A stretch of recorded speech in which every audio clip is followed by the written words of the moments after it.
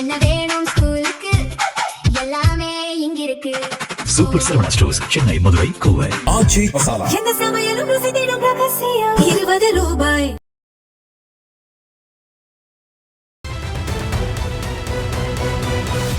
அரசியல் களம் நேயர்களுக்கு வணக்கம். இன்றைக்கு நம்ம நேர்காணலுக்காக அரசியல் விமர்சகர் ராஜகம்பீரன் அவர்கள் நம்மோடு இருந்திருக்கார். அவரோடு பேசலாம். சார் வணக்கம். வணக்கம். திமுக கூட்டணியில இருந்து மதிமுக வெளியேறி விட்டதாக வைகோ அவர்கள் அறிவித்தார். இந்த சூழல்ல இன்றைக்கு ஒரு விழால பேசும்போது பாத்தீங்கன்னா, கடந்த திமுக ஆட்சியில கலெக்ஷன், கட்டிங், கரப்ஷன் எல்லாமே இருந்துச்சு. தாவேக ஆட்சியில பாத்தீங்கன்னா அதெல்லாம் மாத்திட்டாங்க அப்படின்னு இந்த ஆட்சியை போடுறதுக்காக போன ஆட்சி மீது குற்றச்சாட்டு வச்சாரு. நிருபர் வெளிப்படையா கேட்கும்போது, நீங்க அப்ப அந்த கவர்மெண்ட்ல இருந்தீங்க அப்படின்னா அப்ப ஏன் சொல்லணும்னு கேட்டா, கூட்டணியில இருக்கும்போது பேசினா அயோக்கியத்தனம் அப்படின்னா அப்ப ஏன் கூட்டணியில இருந்தீங்க, அதுவுமே அயோக்கியத்தனம் தானே அப்படின்னு அவர் எதிர்கேள்வி கேட்டோன்னே அப்செட் ஆகி நீ எந்த பத்திரிக்கை வெளியேறுன்னு சொல்லிட்டு அவர் அடிச்சு விரட்டினதான் வீடியோக்கெல்லாம் பாக்குறோம். என்ன நடந்தது? இல்ல, கலெக்ஷன் கரப்ஷன் எல்லாம் சொல்றாரு இல்லையா, அதன் வழியாகத்தான் துரை வைகோ நாடாளுமன்ற உறுப்பினராக வெற்றி பெற்றார் என்பதை அவர் ஒப்புக்கொள்கிறாரா? திமுகவினுடைய கரப்ஷன் தான் துரை வைகோவை கரையேற்றியது, அந்த வழியா தான் அவர் ஜெயிச்சாருங்கிறத அவர் ஏற்றுக்கொள்கிறாரா? அவர் எந்த கூட்டணியில இருந்தாலும் அந்த கூட்டணிக்கு நான் விசுவாசமா இருப்பேன்னு அவர் சொல்லுவாரு. ஆனா அவர் எந்த கூட்டணிக்குமே இது வரைக்கும் விசுவாசமா இருந்ததில்லை. அவர் சொந்த கட்சிக்காவது விசுவாசமா இருக்கிறாரான்னு எனக்கு தெரியல. ஏன்னா அவருடைய அறிக்கைகள் எல்லாமே ஆவேசமாக இருக்கிறது என்று சொல்வதை விட வேசமாகத்தான் இருக்கிறது. நீங்க நிதானத்தை இழக்கிறார். இன்னைக்கு நீங்க பாத்தீங்கன்னா, எச் ராஜா உடல்நலக் குறைவால அரசியலிலே ஓய்ந்து கிடக்கிற இந்த நேரத்துல அவரிடத்தை பிடிப்பதற்கு வைகோ முயற்சி செய்கிறாரா? நீ எந்த பத்திரிகைன்னு எது கேட்கிற? எப்பொருள் யாரார் வாய் கேட்பினும் அப்பொருள் மெய்ப்பொருள் காண்பது அறிவு. நீ சொல்றது உண்மையா போய் அவ்வளவுதான் உனக்கு வேணாம். நீ எந்த பத்திரிகை?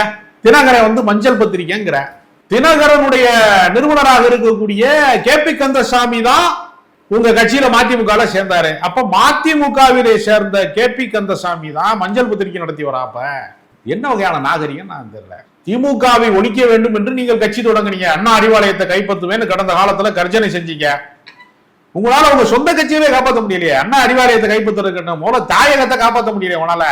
நீங்க தாயகத்துக்கு போனீங்கன்னா தெரியும், அந்த கல்வெட்டு வச்சிருப்பாங்க.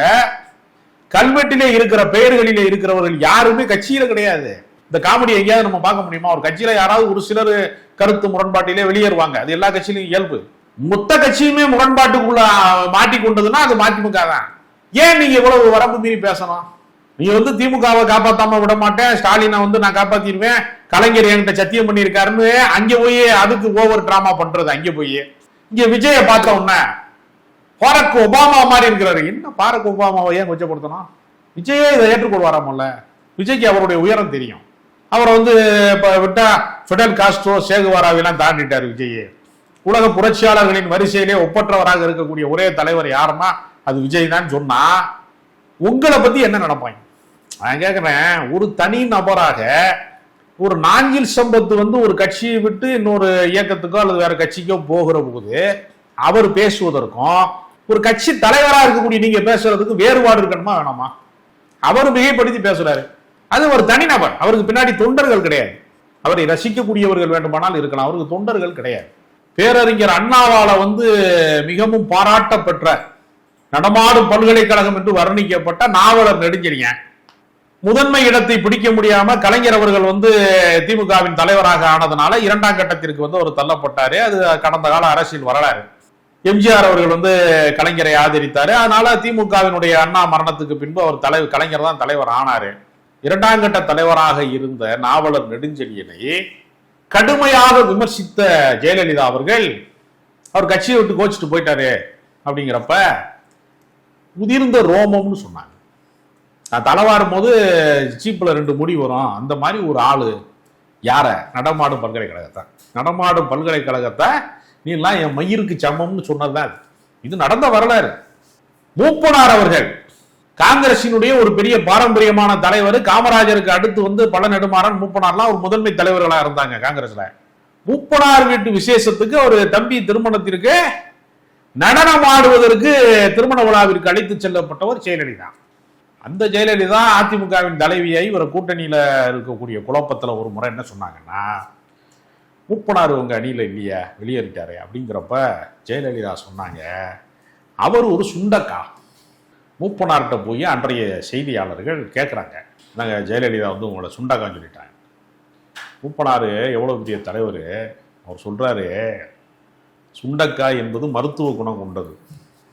நான் யாருக்கும் கெடுதல் செய்ய மாட்டேன், நல்லதுதான் செய்வேங்கிறத ஜெயலலிதா சொல்லியிருக்காங்க. ஒரு பண்பட்ட தலைவருடைய வாக்குமூலம் என்பது எதிரியை நான் எதிரியாவே கன்சிடர் பண்ண மாட்டேன், உன்னை ஒரு ஆளாவே நான் கருதல. இதான் பண்பட்ட அரசியல். மாற்று கருத்து வரத்தாங்க செய்யும் அரசியல்ல. உடனேவா நீ வந்து கரப்ஷன் கலெக்ஷன் சொல்லுவ? நீ அப்புறம் எதுக்கு அந்த கலெக்ஷன் பண்ண காசுல திமுக காரன் கலெக்ஷன் பண்ணதுல தானே சீர்காழியில ஜெயிச்சிருக்காங்க, கடையநல்லூர்ல எம்எல்ஏ ஜெயிச்சிருக்காரு. நான் என்ன கேட்கிறேன், இப்போ விசிகால 2 எம்எல்ஏ இருக்காங்க, ஜோதிமணின்னு ஒருத்தர் இருக்காரு, இந்த வன்னியரசு இருக்காரு. 2 பேரும் யார் கட்டுப்பாட்டில் இருக்காங்க? திருமாவளவன் கட்டுப்பாட்டில் இருக்காங்க. இந்திய கம்யூனிஸ்ட் கட்சியில 2 எம்எல்ஏ, மார்க்சிய கம்யூனிஸ்ட் கட்சியில 2 எம்எல்ஏ, 4 எம்எல்ஏ இருக்காங்களா? 4 பேரும் கட்சிக்கு கட்டுப்பட்டு இருக்காங்களா? இல்ல விஜய்கிட்ட போய் எங்களை மந்திரியாக்கன்னு ஏதாவது இண்டிவிஜுவலா பேசுறாங்களா? இல்ல, கட்சி கட்டுப்படுறாங்க. கட்சி வந்து வேணாம், அதிகாரம் வேணாம் நமக்கு அப்படின்னா ஓகே ஒத்துக்குறாங்கல்ல. மதிமுக எம்எல்ஏ உங்க கட்டுப்பாட்டில் இருக்காங்களா? ஒருத்தர் சொல்றாரு நான் மதிமுகவே கிடையாதுங்க, திமுக உறுப்பினருங்கிறாருங்க சீர்காழி எம்எல்ஏ, சீர்காழி செந்தில்குமார். நான் திமுக உறுப்பினரியா அப்படின்னு சொல்றாரு. அது திமுகவுல போட்டியிட்டு உதயசூரியன்ல போட்டியிட்டதுனால சொல்றாருங்கிறது அர்த்தம் அல்ல. இந்த நிலைப்பாடு அவருக்கு பிடிக்கல. அதுல பெரிய வேடிக்கையான விஷயம் என்னன்னா, சீர்காழியில மதிமுகனே ஒண்ணு கிடையாது. அந்த சட்டப்பேரவை தொகுதியில நீங்க மதிமுகவை கண்டுபிடிக்க முடியாது, அவ்வளவு மைக்ரோ லெவல்ல இருக்காங்க கட்சி. கிளைக்கழகங்களே இல்லாத கட்சிக்கு எல்லாம் சீட்டு கொடுத்துட்டாங்க, 8 சீட்டை கொடுத்துட்டாங்கன்னு விசிகாவை சொல்றாரு. நான் கேட்கிறேன், தமிழ்நாட்டினுடைய எந்த சேரிகளிலே விசிகா கொடி பறக்கல? விசிகாவினுடைய ஆதரவாளர்கள் இல்லாத ஊர்களே கிடையாதுங்க. மதிமுக இல்லாத ஊர்களை நானே காட்டுவேன், விசிகா இல்லாத ஊர்களை நீங்க காட்டுங்க. விசிகாவுக்கு ஆள் இருக்காங்க. இப்படியா பேசணும், கொச்சப்படுத்தணும்? உங்க கூட பயணித்தவர், உங்களோட பயணிக்க போறவரு, இன்னைக்கும் அவர் வந்து எதிர்நிலைப்பாட்டில் இல்ல, எதுக்கு அவரை கொச்சப்படுத்தணும் நீங்க? அதுக்கான அவசியம் என்ன இருக்கு? அவங்களுக்கு கொடுத்தாங்க, இவங்களுக்கு கொடுத்தாங்க. நீங்க கட்சி நடத்தின லட்சணம் அப்படி. நான் என்ன கேட்கிறேன், தமிழ்நாட்டிலே வைகோ அவர்கள் வந்து ஈழ விடுதலை போராட்டத்திலே தொடங்கி ஸ்டெர்லைட்ல இருந்து அணு உலைக்கு எதிரான போராட்டம், எல்லா போராட்டங்களிலும் வைகோ பங்கு பெறாத போராட்டங்கள் உண்டா? அவர் சிறந்த போராட்டக்காரர், அதுல எனக்கு சந்தேகம் கிடையாது. அவர் சிறந்த அரசியல்வாதியா? தேர்தல் அரசியலை நீங்க எத்தனை முறை தாங்க கோட்டை விடுவீங்க? அவர் இன்னொன்னு சொல்றாரு, ரொம்ப அப்படி வீராவசமா முறுக்கிக்கிட்டு ஒன்று சொல்றாரு, வந்து காவிரி ஆற்றின் குறுக்கே மேகதாதுக்கு அணை கட்டுவது, அந்த விஷயத்தில் புதிய நடுவர் மன்றம் அமைக்க வேண்டும்னு நீங்க திமுகவின் நிலைப்பாட்டை சொல்வதாக உதயநிதி ஸ்டாலின் வந்து சட்டப்பேரவையில சொன்னாரு. சரி சொன்னாரு, ஏபிசிடியா தெரியுமா உனக்கு அதை பத்தின்னு கேட்கிறாரு. உதயநிதி ஸ்டாலினுக்கு ஏபிசிடியா தெரியுமான்னு கேட்கிறேன். நான் என்ன, எனக்கு வேடிக்கையான விஷயம் என்னமா இருக்குன்னா, புதிய நடுவர் மன்றத்தை ஏற்றுக்கொண்டேன்னு சொன்ன விஜய்க்கு எப்ப ஏபிசிடி தெரியுமா? சரி, அவருக்கு ஏபிசிடியே தெரிய வேணாம், அவர் தமிழ்நாட்டுக்கு முதலமைச்சர் ஆயிட்டார், அவருக்கு எதுவுமே தெரிய தேவையில்லை. துறை வைக்கோக்கு தெரியுமா? துறை வைக்கோக்கு எல்லாமே அரசியல தெரியுமா? இன்னைக்கு நாஞ்சில் சம்பத் சொல்லியிருக்காரு, எல்லாரும் கோவணத்தை இடுப்புல கட்டுவாங்க, கையில கட்டி எடுத்துறாரு உங்க ஆளு துறை வைக்கோங்கிறாரு. அது கொடிங்க, கட்சி கொடிங்க. அதாங்க, அது ஒரு கோவணங்கிறாரு அவரு. அவர் அது ரொம்ப நாள் கூட இருந்தவரு, அவருக்கு தான் தெரியும் அது கட்சி கொடியா கோவணமான்னு அப்படிங்கிறாரு. விமர்சனத்துக்கு ஒரு எல்லை இருக்கா இல்லையா? இப்ப உதயநிதிக்கு ஏபிசிடி தெரியாதுன்னா இப்ப எல்லாமே இவருக்கு தெரியுமா? இது என்ன விமர்சனம் நான் கேட்கிறேன். ஒரு கட்சி, நாங்க எங்களுடைய கட்சியை காப்பாத்துறதுக்கு நாங்க போறோம், எங்க கட்சியை புதுப்பிக்க போறோம், அந்த ஆட்சி ஏதோ பாசிட்டிவா பேசுங்க, நான் வேணாம் சொல்ல. உங்களுடைய நிலைப்பாடு நீங்கள் இடம் மாறுவது என்னுடைய விமர்சனம் அல்ல. நிலைப்பாட்டை ஏன் இவ்வளவு மோசமா நீங்க வெளிப்படுத்துறீங்க? அந்த 2 எம்எல்ஏக்கள் ராஜினாமா பண்ணாது பின்னணியில திமுக இருக்காங்க அப்படிங்கிற விரக்தியில பேசுறாரா? ஏங்க அவங்க வரமாட்டேங்கிறாங்க, இன்னும் கலைச்சிட்டு போய் நின்றா ஜெயிக்கிறதுக்கு என்ன ஏதாவது உத்தரவாதம் இருக்கா? அவரே சொல்றாரு, என்கிட்ட வந்து ராஜினாமா பண்ணா ஜெயிக்க முடியாதுன்னு சொல்லிட்டாருன்னாரு, வெளிப்படையா சொல்லிட்டாங்களா? அப்புறம் வேற என்ன, இந்த கட்சிக்கு எம்எல்ஏ வர்றதே கஷ்டம், இதுல வேற கலைச்சு இந்த செத்து விளையாடுவோம்பாங்கல்ல. இன்னொன்னு திரும்ப அவருக்கு வந்து வாய்ப்பு கிடைக்குமாங்கிறது அவருக்கு டவுட்டா இருக்கும். ஆமா, அது சந்தேகம் இருக்குல்ல. இப்படியே அவங்க கொந்தளிக்கிறாங்க, 50 கோடி கொடுத்துட்டாங்க எனக்கு, அது பிரிச்சு கொடுக்கறதுலதான் பஞ்சாயத்து. 2 எம்எல்ஏக்கும் பாதி கொடுக்கணும், கொடுக்காம விட்டுட்டாரு, அதுதான் பஞ்சாயத்து அப்படின்னு ஒரு ட்ராக் ஓடிக்கிட்டு இருக்காங்க. இதெல்லாம் நம்ம உறுதிப்படுத்த முடியாது. 50 கோடி எங்கே வாங்கினாருன்னு ஆதாரம் கொடுங்கன்னு கேட்பாங்க. ஆதாரத்தோட தான் எல்லாமே போயிட்டு இருக்கா என்ன? ஆதாரங்கள் இல்லாம தாங்க போகும். இப்போ ஒரு கரப்ஷன் கலெக்ஷன் இவர் ஆதாரத்தோடய சொல்றாரு, இவர் மட்டும் குற்றச்சாட்டை சொல்லுவாராம், இவர் மேல குற்றச்சாட்டை யாரும் சொல்லக்கூடாது, சொன்னா அந்த பத்திரிக்கை மஞ்ச பத்திரிக்கை மாறிடுமா? இல்ல, இவர் மேலே குற்றச்சாட்டு வந்தது, மக்கள் நல கூட்டணி எப்போ ஒரு 1100 கோடி வாங்கினாரு அப்படின்னு சொல்லிட்டு. அதுல என்ன உங்களுக்கு சந்தேகம்? மக்கள் நல கூட்டணி இவர் தான் தீர்மானித்தாரு. மக்கள் நல கூட்டணின்னு ஒரு கூட்டணி மண்ணை கவுனதுல மிகப்பெரிய பங்கு இவருக்கு தானே. கடைசி நேரத்துல கலைஞரை குறித்து தப்பா பேசினாரு, ஏகப்பட்ட குழப்பங்களை இவர் தானே விளைவிச்சாரு. அதனால இவருக்கு தேர்தல் அரசியல் என்பது ஒரு வாழ்க்கையில அதாவது மதிமுகவினுடைய தேர்தல் அரசியல் என்பது எப்போதுமே தேராத அரசியல் தான், அது தேர்தல் அரசியலே கிடையாது. அதனால அவருடைய பேச்சாற்றல், அவருடைய அறிவாற்றல், அவருடைய எக்ஸ்பீரியன்ஸ், இவ்வளவு வயது கடந்த ஒரு முதிர்ந்த தலைவரா 80 வயதுகளை கடந்த ஒரு முதிர்ந்த தலைவர் ஏன் நிதானத்தை கடைபிடிக்கலாம்? நான் கேட்கிறேன், மதிமுக காரர்களை பார்த்து கேட்கிறேன், ஒரு நிதானம் வேண்டாமா? ஏன் இப்படி இவ்வளவு மோசமா நடந்துக்கிறோம்? அது தேவையில்லைன்னு நான் நினைக்கிறேன். நான் நினைக்கிறேன் நீங்க மட்டுமா அடிமாறி இருக்கீங்க, எல்லாருமே அடிமாறி இருக்காங்க. இவ்வளவு ஆவேசப்பட வேண்டிய அவசியம் வைகோவுக்கு இல்லை. அவர் ஆவேசப்படுத்துறது மூலமா திமுகவை அம்பலப்படுத்துவதாக நினைத்துக் கொண்டு மறுபடியும் அவர் தன்னையே அம்பலப்படுத்தி கொடுக்கிறார். சொந்த காசுல சூனியம் வைக்கிறது மாதிரியே தன்னைத்தானே அவர் அவமதித்துக் கொடுக்குறான்னு நான் நினைக்கிறேன். சில நாட்களுக்கு முன்னாடி பேசும்போது பாத்தீங்கன்னா விஜய் அவர்களே ராஜினாமா பண்ண சொன்னார். ராஜினாமா பண்ணா நானே வந்து பிரச்சாரம் பண்ணேன்னு சொல்லிட்டு வெளிப்படையா சொன்னாருன்னு சொன்னோன்னே இப்போ இது குதிரை பேரத்துல வராதா அப்படிங்கிற கேள்வி எழுப்பினோன்னே விஜய் கூப்பிட்டு வைகோ திட்டாரு. அதுக்கப்புறம் தான் மாத்தி பேசுறாரு. அவர் சொல்லல, நானே தான் சொன்னேன் அப்படின்னு சொல்லிட்டு. சம்டைம்ஸ் இப்படி உண்மையை பேசி மாட்டிக்கிறாரோ வைகோ? இல்ல, உணர்ச்சி வசப்படுகிறவர்கள் உண்மை பேசுவாங்கல்ல, உணர்ச்சி வசப்படும் போது உண்மை சொல்றாரு, அப்புறம் திருப்பி வந்து மாத்தி சொல்றாரு. இதுதான் அவருடைய நம்பகத்தன்மை சிக்கலுக்குரியதா மாறுதுல. சில பேர் கேட்கறான், அவருக்கு நம்பகத்தன்மைக்கு என்னங்க சம்பந்தம் கேட்கறான். சில பேர் இங்க பொடாவிலே வந்து கைது செய்யப்பட்டு விட்டு பொடாவில் தன்னை சிறையில் அடைத்தவர்களையே அவர்களோட கூட்டணி போறதுங்கிற வரலாறு யாரும் நிகழ்த்தி காட்டியிருக்காரு இது வரைக்கும் அரசியல். எம்ஜிஆர் வந்து வெளியே வந்துட்டாருங்க திமுக விட்டு, மறுபடியும் திமுகவுக்கு சேர்ந்தார் அவரு. திமுக எதிர்ப்பு என்பதுல அதிமுக வந்து ஒரு நிலைப்பாட்டு உறுதி எடுக்குது. இப்ப எடப்பாடி காலத்துல வந்து திமுக அதிமுக இணைப்பு சார்ந்து பேசிட்டாங்கன்னு கொஞ்சம் பேர் கொந்தளிக்கிறாங்கல்ல. அப்ப திமுக எதிர்ப்பு தான் அதிமுக. திமுக எதிர்ப்பு தீர்ந்து விட்டதுன்னா அதிமுக தீர்ந்து விட்டதுன்னு அர்த்தம். அது மாதிரி தானே மதிமுக. மதிமுக திமுகவுக்கு மாற்று இயக்கம் நீங்க சொன்னீங்க. நீங்கள் மாற்று இயக்கமாக நீங்கள் நடந்து கொள்ள முடியல. பாரிஸ் அரசியலுக்கு எதிராக வாளை சுழற்றினீர்கள். உங்க குடும்பத்தில இருந்து கொண்டு வந்து துரை வைகோ வச்சுட்டீங்க. அப்ப உங்க மீது விமர்சிக்கவே கூடாதா? துரை வைகோவை பத்தி எப்படி பேசலாம்? என்ன துரை வைகோன்னா ஆகாயத்துல இருந்து குதித்த வந்து தேவனின் தூதர் அவரு மக்களால தானே தேர்ந்தெடுக்கப்பட்டிருக்காரு. அவர் விமர்சனத்துக்குரியவர் அல்ல, அவர் விமர்சனத்துக்குரியவர் இல்லையா அவரு? என் மேலாம் தனிப்பட்ட வன்மா, எனக்கும் மல்லை சத்யாவுக்கும் சம்பந்தமே கிடையாது. மல்லை சத்யா ஒரு நீண்ட காலமா வந்து அந்த கட்சிக்காக உழைத்தாரு. மகனுடைய வளர்ச்சிக்காக அவர் வந்து மறுதளிக்கப்பட்டார். நீங்க யோசிச்சு பார்க்கணும், திமுக எவ்வளவு கண்ணியமாக நடந்து கொண்டார்கள்னா மதிமுக கூட்டணியில் இருக்கிறது என்கிற ஒற்றை காரணத்திற்காக. புலவர் செவந்தியப்பன், நிறைய பேர் மதிமுகவினுடைய அதிருப்தியாளர்கள் எல்லாருமே திமுகவுக்கு வர்றேன் அப்படின்னு ஒரு பட்டியல் வெளியிடுறாங்க. நாங்கெல்லாம் வர்றோம்னு கூப்பிடுறாங்க. மல்லை சத்யாவும் சேர்த்துக்குங்க. ஒருவரை கூட திமுகவின் தலைவர் ஸ்டாலின் சேர்க்கல. திமுக நேரடியாக சேர்த்துக்கிட்டா மல்லை சத்யாவுக்கு அமைப்பே தேவையில்லையே. எதுக்கு அவர் வந்து திராவிட வெற்றி கழகம் நடத்துறாரு? அது வந்து ஒரு வைகோ மீதான மரியாதை. வைகோ கூட்டணியில் இருக்கிற போது எப்படி அந்த கட்சிக்காரர்களை நம்முடைய கட்சியில இணைப்பது அப்படிங்கிறது தானே. நீங்க செவந்தியப்பன் தொடங்கி மல்லை சத்யா வரைக்கும் திமுக வந்து ஒரு நாகரிகத்தை கடைபிடித்ததுல, அந்த நாகரிகம் உங்களுக்கு வேணும்ல. அணிமாறணும்னா எப்படி? நான் என்ன சொல்றேன், தோற்று போனவர்கள் மீது என்ன வன்மம்? ஜெயித்தவர்களோட நீங்க சேர்றீங்க, அவங்கள சிறந்தவர்கள் நீங்க 1000 மடங்கு சிறந்தவர் கூட சொல்லிக்கங்க உங்க ஆசைக்கு. அது ஏன் நேற்று வரைக்கும் இருந்த இடத்த வந்து நீங்க ஏன் கொச்சப்படுத்தணும்? அதுக்கான அவசியம் இல்லை. இது அரசியல் நாகரிகம் இல்லை. ஒரு மிகப்பெரிய பார்லிமெண்டரியன்லாம் பேசப்பட்டவர், மிகச்சிறந்த நாடாளுமன்றவாதி என்று பேசப்பட்டவர், இலக்கியம் கற்றவர், உலக அரசியல்லாம் தெரிந்தவர், ஒரு சிறிய கூட்டணி மாற்றத்தில் ஏன் இவ்வளவு தடுமாறுகிறார்? ஏன் இவ்வளவு தரம் குறைந்த தரம் தாழ்ந்த விமர்சனங்களுக்கு அவர் ஏன் அதெல்லாம் பேசுறாரு?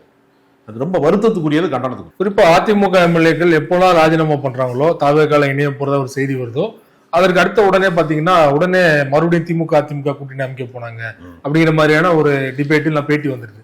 நேற்று பாத்தீங்கன்னா விஜயபாஸ்கர் ராஜினாமா பண்றாரு. இன்னொரு பக்கம் வந்து காதர் மொய்தீன் பேட்டி கொடுக்குறாரு. ஸ்டாலினே வந்து என்கிட்ட கேட்டாரு, எடப்பாடி சீஃப் மினிஸ்டர் ஆகும்னு சொல்லிட்டு அப்படின்னு சொல்லிட்டு. அது முடிஞ்சு போச்சு. நடக்கிறத பத்தி பேசாம முடிஞ்சு போனதை பத்தி என்ன திரும்ப திரும்ப பேசிட்டு இருக்காங்க இல்லையா? இல்ல, அதாவது ஒரு கதை சொல்லுவாங்கல்ல, நான் வந்து ஒரு வயல் வாங்க போறேன், வாங்கி 2 நண்பர்கள் பேசிக்கிறாங்க.